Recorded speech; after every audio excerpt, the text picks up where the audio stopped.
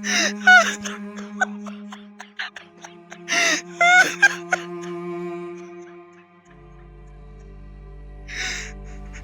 जिस शख्स को आपने रोते हुए सुना, ये पति कुछ देर पहले अपने ही घर में बने हुए कब्र में से बाहर निकला है। जी हां, आपने सही सुना। इसकी पत्नी ने अपने घर में ये कब्र बनवा दिया, उसमें इसे मारकर डाल भी दिया। पत्नी को लगा ये मर गया है, लेकिन ये बेहोश था। जैसे ही घर की मरम्मत करने और उस जिस जगह पर इसे दफनाया जाना था उस पर टाइल्स लगाने आने वाले थे मिस्त्री, वो मिस्त्री वहां पहुंचे। उन्होंने देखा कि अंदर कोई शख्स है। उन्होंने तुरंत भागकर पुलिस को इसकी जानकारी दी। पुलिस आई, उनके भाई आए, परिवार वाले आए और उन्होंने हॉस्पिटल में उसे शिफ्ट करवाया और उनकी जान बच गई। और ये सब कुछ करवाया किसने? इनकी पत्नी ने। पत्नी ने बड़े ही प्लानिंग से घर में एक कुल्हाड़ी मंगा रखी थी, बाकायदा कैलेंडर पर मार्क कर रखा था कि इस दिन इनका कत्ल करूंगी और घर के अंदर ही दफना दूंगी। घर के अंदर मां भी थी, उन्हें भी बेहोशी की दवा देकर इन्होंने मारने की कोशिश की। लेकिन समय रहते जो मजदूर घर पर आया था उसने सब कुछ देख लिया और उसने इस बात की जानकारी पुलिस को दे दी। फिर पुलिस आई मौका वारदात पर और इस शख्स को बचा लिया। यह पूरी मर्डर मिस्ट्री क्या है? क्यों पत्नी ने अपने पति को जिंदा दफनाने का फैसला किया? क्या कुछ ऐसा हुआ था? क्यों उसने ऐसा फैसला लिया और क्यों उसने इतना बड़ा क्राइम किया? जानेंगे डिटेल में इस वीडियो में। लास्ट तक इस वीडियो में बने रहिएगा। नमस्कार, मेरा नाम है प्रेश पांडे और आप देख रहे हो क्राइम तक। महाराष्ट्र का बारामती में एक परिवार इंद्रप्रस्थ सोसाइटी में रह रहा था, जिसके मुखिया थे प्रवीण प्रकाश जगताप। वो अपनी माँ और अपनी पत्नी के साथ रहते थे, जिन पत्नी का नाम था शर्मिला प्रवीण जगताप। अब इनके दो बच्चे भी थे। दोनों बच्चे जो थे पिछले कुछ समय से जो मायके में रह रहे थे, मतलब पत्नी के साइड। अब ऐसे में इनके बीच में थोड़ा बहुत विवाद वगैरह कुछ चल रहा था और दोनों के बीच में लड़ाई झगड़े आम बात हो गई थी। अब ऐसे में घर में जो पत्नी थी उनको शौक था पेड़ पौधे लगाने का और वो अपना बालकनी हमेशा सजा के रखती थी। इसी बीच पत्नी ने डिसाइड किया कि बालकनी में एक और एरिया बनाएंगे जहां बहुत सारे पेड़ लगाएंगे। पति ने पूछा इसकी ज़रूरत है? तो पत्नी जो थी शर्मिला, उन्होंने कहा हाँ ज़रूरत है, अच्छा लगेगा, लुक अच्छा आएगा। तो इन लोगों ने मिलकर मजदूर बुलाया और मजदूर ने बाकायदा ईंट से ये जो आप जो एरिया दिख रहे हो उसको उन्होंने मरम्मत की और वहाँ एक आप कह सकते हो एक बॉक्स जैसा एरिया बना दिया जिसमें मिट्टी डालकर पेड़ लगाएंगे। अब पति को भी लग रहा था यहाँ पेड़ लगाने की जो है बात है वो हो रही और पेड़ लगेंगे, अच्छा ही दिखेगा घर के लिए। इस बीच घर में थोड़ी कहा सुनी चल भी रही थी पति पत्नी के बीच में। अब घर में बाउंड्री तो बन गई थी, उसकी मरम्मत भी हो गई थी, अब बस प्लस्तर बाकी था और ऊपर जो जगह थी वो खाली थी, उसमें मिट्टी भरना था और मिट्टी भरकर पेड़ लगाना था। इसी बीच पत्नी ने एक दिन अपने पति से कहा कि मैंने आपके लिए कुछ अच्छा खाने के लिए बनाया है और आप ये खाइए, और उसमें 4-5 नींद की गोलियां मिला दी। पति ने जैसे ही वो नींद की गोलियां खाई और वो खाना खाया, वो बेहोश सा हो गया। अब इसके बाद पत्नी ने जो है उनकी माँ को भी यही खाना खिलाया, वो भी बेहोश हो गई। अब बेहोश होने के बाद उसको बैट से मारा और बहुत सारे सामान से मारा, और पत्नी के साथ उस वक्त कोई और शख्स भी था, लेकिन ये बात अभी पति को पता नहीं है। वो जोर से जब मार खा रहे थे, वो चिल्ला रहे थे और वो खुद को बचाने की कोशिश कर रहे थे, लेकिन वो बेहोश थे तो ज़्यादा कुछ एक्टिविटी नहीं कर पा रहे थे, बस वो चिल्ला रहे थे। वो पति को मारी और पति की जब आवाज़ बंद हो गई, उसे लगा पति मर गया है, तो पति को उसने उस जो बॉक्स में जहाँ पेड़ लगाना था वहाँ अपने पति को डाल दिया। सोचिए जो जगह थी, और उसके ऊपर 1-2 कंबल रख दिया और 1-2 तकिया रख दिया। और इन्होंने पहले से एक स्लैब मंगा रखा था और एक चबूतरा बनाने का सोच रहे थे, उसको पूरा सीमेंट से पैक करके। तो इन्होंने एक स्लैब मंगा रखा था टाइल्स का मोटा, और ये उसके ऊपर रख दिया और इन्होंने मिस्त्री को बुला लिया। जब राजमिस्त्री आया काम करने के लिए, उसने देखा कि चबूतरा रखा हुआ है, सब कुछ सही है, तो उसने हल्का सा उसे उठाया। तो उसने बोली नहीं नहीं उठाओ मत, सीधा प्लस्तर कर दो। तो बोला नहीं इसको सेट तो करना पड़ेगा। सेट किया तो देखा नीचे तकिया और ना कपड़े रखे। उसे बड़ा शौक हुआ कि यार तकिया और कपड़ा कौन रखता है इसके नीचे। तो मिस्त्री ने पूछा उस महिला से कि इसके नीचे कपड़े और ये सब क्यों रखे हैं, कंबल और तकिए क्यों? बोले अरे वो खराब थे तो हमने उसमें रख दिया। उसने बोला इससे अच्छा हमें दे दो। तो बोली नहीं नहीं नहीं, तुम्हें देना नहीं है, उसी में रहने दो। अब मिस्त्री बोला यार मैं मांग रहा हूँ, हमें नहीं दे रहे, खराब होने वाला है, उसके अंदर तो सड़ जाएगा, इससे अच्छा हमें दे देते। तो मिस्त्री के अंदर एक जिज्ञासा जागी कि मैं देखता हूँ इसके अंदर है क्या। उसने वो कपड़ा हटाया, देखा उसमें से हाथ निकला। वो डर गया, तुरंत वहां से भागा और नीचे गया, बिल्डिंग के नीचे जाकर उसने 112 पर पुलिस को फोन कर इस बारे में जानकारी दी। पुलिस पहुंची, तब तक जो बेहोश माँ थी उसे भी होश आ गया था। उसने भी अपने बिल्डिंग के एक जो बिल्डिंग में और लोग रहते थे उस बिल्डिंग में उन्होंने एक अपने पहचान वाले को फ़ोन किया और बताया कि ऐसा ऐसा घर में कुछ हुआ है, मेरी जो बहू है वो मारपीट कर रही थी, उसने हमें कुछ दवा मिलाकर पिला दिया जिससे हम बेहोश हो गए। तो तुरंत जो है जो उनके पड़ोसी हैं उन्होंने भी फ़ोन करके उनके भाई को बता दिया, उनके भाई भी पहुंचे और तब तक यहाँ मजदूर ने पुलिस को बताया, पुलिस भी पहुंची, पुलिस और भाई पहुंचे मौका वारदात। तो उन्होंने देखा कि इसके अंदर तो एक शख्स जो है वो लेटा है और पता चला वो तो घर का मुखिया है, यानी शर्मिला का पति प्रवीण। अब प्रवीण को देखे और प्रवीण को तुरंत हॉस्पिटल में शिफ्ट कर दिया गया। प्रवीण जो है हॉस्पिटल में एक दिन वहाँ एडमिट रहे, फिर वो अपने घर लौटे। तो प्रवीण के जो पिता हैं उन्होंने इस पूरे मामले की जो कंप्लेंट है वो फाइल की। पत्नी को जो है पुलिस ने हिरासत में ले लिया और पत्नी से पूछताछ की गई। तो पत्नी ने बताया कि वो बहुत ज़्यादा डिप्रेशन में थी और इस वजह से उसने ये हरकत की। लेकिन पति का आरोप है, उनका कहना है कि पत्नी अकेले नहीं थी, पत्नी के साथ और भी कोई शख्स था जो मुझे पीट रहा था, और बिना मेडिकल प्रिस्क्रिप्शन के कैसे नींद की दवा दे दी गई, कैसे इसने कुल्हाड़ी लाया, कहाँ से लाया, कौन कौन इसमें शामिल है, इन सब के बारे में जानकारी मिलनी चाहिए और पता लगाना पड़ेगा कि कौन कौन इसमें शामिल है। क्योंकि पति को अभी तक पता नहीं है कि पत्नी ने ऐसा कुछ किया क्यों, उसे मारने का प्लान क्यों बना और घर में ही कब्र बनाने का क्यों सोचा उसने। वहीं दूसरी तरफ घर वालों का भी आरोप है कि इसकी एक्टिविटी पे पत्नी की बहुत पहले से हमें शक था, लेकिन हमें नहीं लगता था कि ये कुछ ऐसा कर देगी। इस बारे में पति ने क्या कुछ कहा, एक बार वो सुनिए। बुधवारी रात्री मला त्यांनी ऑर्थो ज्यूसमध्ये स्लीपिंग पिल्स दिल्यामुळे मी गुरुवारी पूर्ण दिवस पूर्ण रात्र, शुक्रवारी पूर्ण दिवस पूर्ण रात्र आणि शनिवारी मला थोडीशी जाग आली, कारण का ते मला बॅटने मारत होते. अजून माझी मिसेस होती, बॅटने मारत होते. त्यामुळे मला थोडंसं कळत होतं की मला कोणीतरी भरपूर मारतंय. मी म्हणत होतो की मला मारू नका, मारू नका. तरी पण ते मारत होते. ह्याच्यामध्ये माझी मिसेस होती आणि अजून कोण आहे हे मला माहिती नाही आहे. आणि त्यानंतर त्यांनी मला उचलून त्या जो गॅलरीमध्ये डक्ट बांधला होता, त्या डक्टमध्ये त्यांनी मला टाकलेलं होतं. पण जो गवंडी आलता त्यांनी जे बघितलं कडपा टाकताना की माझा हात किंवा पाय हललेला असेल, त्याच्यामुळं त्याला डाऊट आला आणि तो खाली पळत सुटला बिल्डिंगच्या आणि त्याने 112ला फोन केला आणि त्यामुळं तत्काळ पोलिसांची मदत मिळाली. त्याच्यामुळं माझा जीव वाचलेला आहे.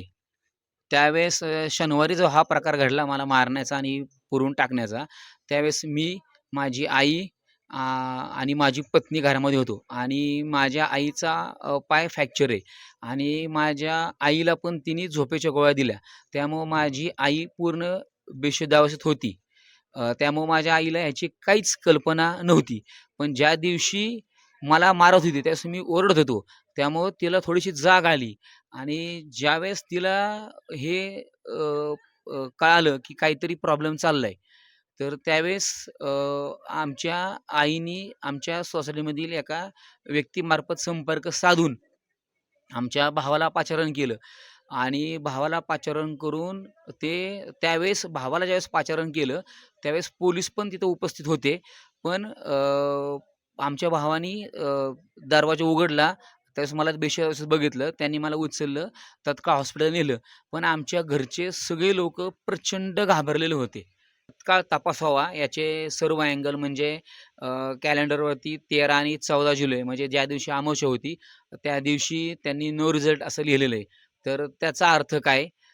एक दुसरा असा आहे की घरामध्ये जी कुऱ्हाड आणली, ती कुऱ्हाड कुठून आणली? ऑनलाईन मागवली, ऑफलाईन घेतली, कुठून घेतली, कशासाठी घेतली, त्याची चौकशी व्हावी. तिसरी गोष्ट अशी की ते जे गुंगीचं औषध आहे किंवा झोपेच्या गोळ्या आहेत, ते तिने कुठून आणलं? ते तिने ज्या मेडिकलवाल्याने तिला दिलं, ते विदाऊट प्रिस्क्रिप्शन दिलं, तर ते का दिलं? त्या मेडिकलवाल्यावरती कारवाई व्हावी, त्या मेडिकलवाल्याचं तत्काळ त्याला अटक व्हावी, त्याचं लायसन कॅन्सल व्हावं, ही एक माझी विनंती आहे. आणि प्लस असं आहे, सगळ्यात महत्त्वाचं म्हणजे माझी मुलं गायब आहेत. माझी मुलं सासरच्या लोकांनी घेऊन गेले आहेत. माझा मुलगा आहे अ, अ वहीं अगर मौके पर तुरंत पुलिस नहीं पहुंचती तो प्रवीण का आज बचना नामुमकिन था। अगर उसे प्लस्तर कर देते, उन्हें ऑक्सीजन की कमी होती, वो कुछ खाते पीते नहीं तो उनकी मौत हो जाती। लेकिन पुलिस टाइम से पहुंच गई और वो मिस्त्री जिसे इसने काम के लिए बुलाया था, उसने अगर पुलिस को ये बात नहीं बताई होती तो मुझे नहीं लगता कि आज प्रवीण हम सबके बीच में होता। इस केस की जो जांच करे पुलिस ऑफिसर, उन्होंने क्या कुछ कहा, एक बार वो भी सुनते हैं। सर क्या बताएंगे, क्या हादसा हुआ है? एक महिला ने अपने पति को जिंदा दफनाने की कोशिश की, क्या हुआ है आज? एक्चुअली मैं पुलिस, मेरा पहला परिचय करके मैं पुलिस इंस्पेक्टर चिवड़ चिट्टी, बारामती शहर पुलिस स्टेशन। दिनांक 1 तारीख को, तारीख 1 तारीख को अण्णाभाऊ साठे जयंती थी। उस दिन हमारा जो बंदोबस्त चालू था, तो उस साठे चौक में तो मैं ड्यूटी में था। तो तकरीबन दोपहर के 2 बजे के दरमियान मुझे एक गोपनीय जो साक्षीदार थे या गोपनीय कोई बातमीदार थे हमारे इन्फॉर्मर, उनका फोन आया कि पुलिस हमारे जुरिडिक्शन में जो कस्बा चौक है वहाँ एक घर के अंदर एक जिंदा समाधि लेने की कोशिश चालू है, ऐसे उन्होंने मुझे इन्फॉर्मेशन दी। तो इन्फॉर्मेशन की तरफ हम 2-3 स्टाफ जो है डिटेक्शन ऑफिसर और कोई स्टाफ है हमारे लेडीज पुलिस, उनको लेके हम उस वारदात जहाँ वही इन्फॉर्मेशन थी वारदात की जगह हम गए। तो वहां जाने के बाद अंदर एक घर के अंदर दूसरे फ्लोर पे घर के अंदर एक महिला थी, जिन्होंने हमने उनको बोला कि दरवाजा खोलिए। तो दरवाजा खोलने के बाद उन्होंने अंदर जाने के बाद थोड़ा सा उनको जरा ये लगा था, थोड़ा सा दम लगा था। तो उनको पूछा कि बाबा क्यों आप इतना घबराए हो, क्यों क्यों क्या बात है?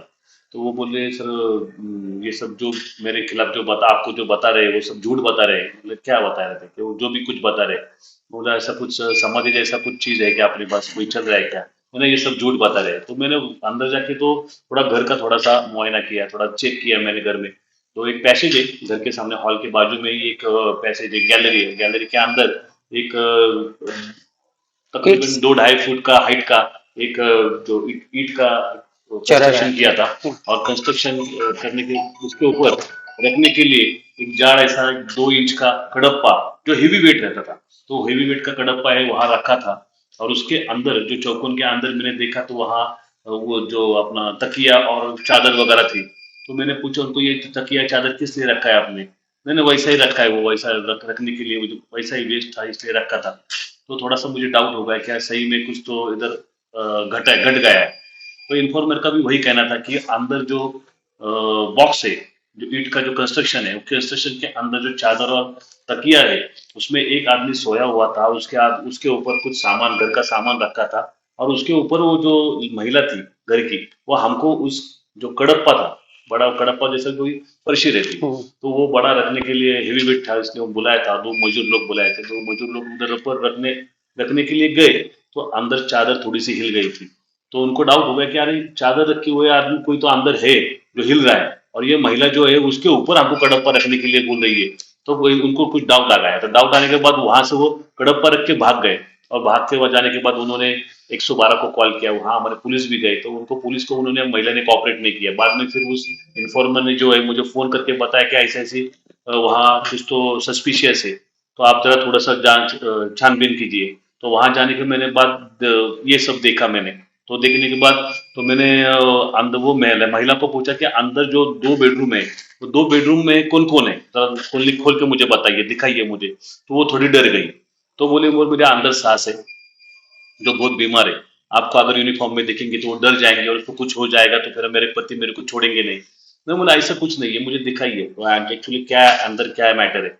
तो बाद में मैंने उसको दिखाया तो नहीं, लेकिन उसके रिश्तेदार जो है, जो उसका देवर है, उसी वक्त वो उस जगह पे आ गए। तो उन्होंने बताया क्या बात है ऑफिसर, आप क्यों आए हो? तो मैंने बताया हमको ऐसे ऐसे इन्फॉर्मेशन है, हम इसको छानबीन करने के लिए, वेरीफाई करने के लिए आए हैं। तो उन्होंने बोला ठीक है, बोला आप कॉपरेट। तो जो उनकी बहन भाई की जो बीवी थी उनको बोले तो पुलिस के क्यों नहीं दिखा रहे हो रूम, चलो दिखाओ करके बोला उन्होंने। तो मैंने अंदर जाके फिर उन्होंने रूम खोलना चालू किया। तो उसकी एक जगह माँ थी, तो माँ तो थी। दूसरे बेडरूम में देखा तो उसका भाई जो था, मुझे ये आदमी का जो लेडी थी उसका जो हस्बैंड था, उसका जो टी शर्ट फटा हुआ था और वो जख्मी हालत में नीचे गिरा हुआ था। तो वो बोलने की हालत में नहीं था। तो उसके बाजू में ही, सर के बाजू में ही एक बैट पड़ा हुआ था, क्रिकेट की बैट है, वो बैट पड़ी हुई थी। तो मैंने वो लेडी से पूछा, तो लेडी बोली सब में गुस्से में उसके सर पे मैंने 3-4 बार बैट से मार दिया है, ऐसा उसने बताया। तो वो जख्मी हालत में था, उसे तुरंत उसका मैंने मेरे स्टाफ के जरिए तुरंत मैंने गाड़ी में डाल के उनको सिल्वर जुबली हॉस्पिटल में भेज दिया उपचार के लिए, उसको एडमिट करवाया। और जो लेडी थी उनको, मेरे लेडीज पुलिस थी मेरे साथ में, उनके इंक्वायरी के लिए उनको पुलिस स्टेशन में लेके आए। तो उनको मैंने पूछा कि बाबा एक्चुअली क्या हुआ? तो वो बोल रही थी कि मुझे बहुत मारपीट कर रहे हैं और मेरे को डांटते हैं, काम घर में नौकरानी जैसी मेरी हालत करके रखी है। और मैं खुद भी फार्मेसी पढ़ी हूँ, तो और मुझे इतना होने के बावजूद ना नौकरी करने देते हैं, नौकरानी जैसा मेरे बर्ताव करते हैं, मेरे बच्चों को मारते हैं, मुझे टॉर्चर करते हैं, तो मैं परेशान हो गई। मतलब पति उसको मारते थे, इससे हाँ, तंग आता तो हुए के। उनका कहना तो वही था कि वो ये खुद हमको टॉर्चर कर देते। मैं तो गुस्से में मैं खुद भी फार्मेसी पड़ी हुई, तो मेरे पास जो पिल्स थे, जो गोलियां थी, जो सोने की गोलियां थी, मैंने वो सोने की गोलियां उसको खिला के उसको थोड़ा सा बेहोश कर दिया। और बेहोश करने के बाद तो फिर वो शरीर में उसके तो 3-4 बार मैंने बैट से मारा हुआ है, इसलिए उसकी हालत ऐसी हो गई है, उसने बताया। बताया जा रहा है कि घर में एक कैलेंडर था जिस पर नो रिजल्ट ऐसे लिखा था। क्या वजह है? आप उस एंगल से भी जांच कर रहे हैं? नहीं नहीं, वैसा कुछ उधर लिखा नहीं था, ऐसा कुछ हमने देखा नहीं है। ये आप जो है इंफॉर्मेशन आपको ये गलत है। ऐसा कुछ उधर घटा नहीं था, जो मेरे सामने की बात है वो मैं बोल रहा हूँ। वैसा कुछ तारीख पे ऐसा कुछ लिखा नहीं था। एक कुल्हाड़ी भी थी शायद, एक फोटो वायरल हो रहे हो इसके। नहीं, वो कुल्हाड़ी रहेंगे, घर के अंदर कुछ सामान रहते, उसके कुछ इसमें ये नहीं है। वो लेडी ने खुद बताया कि मैंने बैट से मारा था। उस कुल्हाड़ी का उस घटना से कुछ संबंध नहीं है। अभी जांच कहाँ तक आई है? पुलिस थाने से न्यायालय भेजा जा रहा है, आज भी उन्हें कोर्ट ले जा रहा है। क्या आखिर क्या सामने आ रहा है, सच क्या सामने? महिला को 4 तारीख को जब गुना रजिस्टर हो गया तब उसी दिन हमने उसको अरेस्ट किया था। तो आज तारीख है, 11 तारीख है। आज तक उनकी पुलिस कस्टडी थी। आज पुलिस कस्टडी में उसने बहुत सारी बातें, जो उसमें जिस वारदात हुई तो इस वारदात पे मैं बताया, कॉपरेट किया इन्वेस्टिगेशन में। आज हमने उसको कोर्ट में पेशी है, तो कोर्ट में उनको हाजिर कर रहे हैं। जो भी होगा अभी कोर्ट का ये आदेश आगे जो होगा वो कस्टडी में उनको मिल जाएगा। क्या सामने आ रहा है? क्या इस घटना के पीछे क्या वजह आपको दिखाई दे रही है? क्या जांच में सामने आ रहा है? क्या हो रहा है? किस कारण ये घटना हुई? ये जो लेडी है जो डिप्रेशन में उसने ये उसकी वजह से डिप्रेशन में गई थी वो लेडी, उसने डिप्रेशन में उसने उसने वो ऐसा किया है। तो उसको लगा कि उसको मारने के बाद करेंगे क्या, अब मर जाए। उसको लगा कि वो बेहोश बेहोश की हालत में अगर उसको अंदर डाल के रख भी दिए तो मर जाएंगे, उसका शायद यही था। इसी वजह से तो केस हो गई है। तो हमने उनको रिश्तेदारों को उसी दिन बताया कि आप अगर गुना दाखिल करते हो तो तुरंत हम रजिस्टर करेंगे। लेकिन उन्होंने बोला घर का मामला है, हमको सर गुना दाखिल करने का नहीं है। और 3-4 दिन के बाद उनको फिर एहसास होगा कि वो जो भी घटा है वो गलत है। तो 4 तारीख को वो खुद आए, उन्होंने कहा केस रजिस्टर की, और हमने गुना दाखिल करके जो आगे का जो इन्वेस्टिगेशन हम चालू है। हाँ, तो 2 करोड़ का मामला भी है, 2 करोड़ का बीमा था इस हस्बैंड का, और इसलिए भी ये घटना हो रही है, की जा रही थी, ऐसा भी कुछ है क्या जांच में सामने आ रही है? ऐसा कुछ भी नहीं है। ऐसा ऐसा ऐसे हालत में थोड़ी ऐसा करने के बाद बीमा थोड़ी मिलता है। बीमा तो एक्सीडेंट के लिए होता है और दूसरी चीजों के लिए होता है, ऐसा थोड़ी होता है। एक गुस्से में उसने लेडी ने ऐसा किया है। ऐसा कुछ हमको सामने नहीं आ रहा है, वो इन्वेस्टिगेशन में ऐसा कुछ चीजें बात सामने नहीं आई। आज कोर्ट में पेशी किए गए, अब आज क्या होगा आगे, क्या कहते हैं? अभी कस्टडी इन्वेस्टिगेशन तो अभी महिला की तरफ जो थी वो अभी तो हमने की है। तो अभी आगे वही जो इन्वेस्टिगेशन किया है उसी के आधार पे अभी कोर्ट क्या डिसीजन लेंगी। मैजिस्ट्रेट कस्टडी हो गया, पुलिस कस्टडी हमने मांगी है, देखेंगे आगे क्या होता है। अब ऐसा नहीं था सिर्फ पति को मारने की प्लानिंग थी, ये कुछ जादू टोना भी कर रही थी, पति का ऐसा आरोप है। क्योंकि कैलेंडर पर इसने कट मारा था 14 और 16 जुलाई को और लिखा था नो रिजल्ट। और उस दिन अमावस्या की रात थी, मतलब अमावस्या के दिन पति को मारने का प्लान था और उसे दफनाने का प्लान था। ऐसा ही कुछ प्लान पत्नी के दिमाग में चल रहा था। तो पति बोल रहा है कि इसमें और भी लोग शामिल हो सकते हैं, ये किसी जादू टोने के चक्कर में भी थी और ये मुझे मारना चाह रही थी, इसके साथ कौन मिला है ये भी जानकारी मुझे मिलनी चाहिए। अब पुलिस जांच कर रही है, एक एक पहलू पर पुलिस जांच कर रही है। पहले तो पुलिस ये पता न लगाने की कोशिश करी कि पति पत्नी के बीच में संबंध कैसे थे, क्या पहले से झगड़ा होता आ रहा था, दोनों के बीच में विवाद की जड़ क्या थी, आर्थिक स्थिति खराब थी, क्या परिवार में कोई पुराना विवाद चल रहा था, तीसरे व्यक्ति की जो है इसमें इन्वॉल्वमेंट क्या है, अचानक से ये मर्डर की प्लानिंग इसने क्यों की, नशीला दवा कहाँ से लाया, पति को कब और कैसे दिया वो नशीला दवा, मारपीट क्यों की, गड्ढा किसने बनाया, पत्थर किसने मंगवाए, मजदूरों को किसने काम पर बुलाया, सास को नींद की गोलियां क्यों दी गई। ये सब ऐसे सवाल हैं जो पुलिस अब इन्वेस्टिगेशन में जो है महिला से पूछेगी और मुझे लगता है कल तक ये पूरा मामला सॉल्व हो जाएगा। फिर मैं डिटेल में एक और वीडियो लेकर आऊंगा और बताऊंगा कि महिला ने आखिरकार अपने पति को मारने की प्लानिंग क्यों रची। अगला जो वीडियो होगा उसमें हम डिटेल में बताएंगे कि क्यों पत्नी ने मारा। जब पत्नी पुलिस को बता देगी और जब वजह पता चल जाएगी तो वो वीडियो भी मैं बनाऊंगा। तब तक आप इस वीडियो पर अपनी राय कमेंट कीजिएगा, बताएगा आपको ये वीडियो कैसी लगी, आपकी क्या राय है। तब तक के लिए धन्यवाद दोस्तों।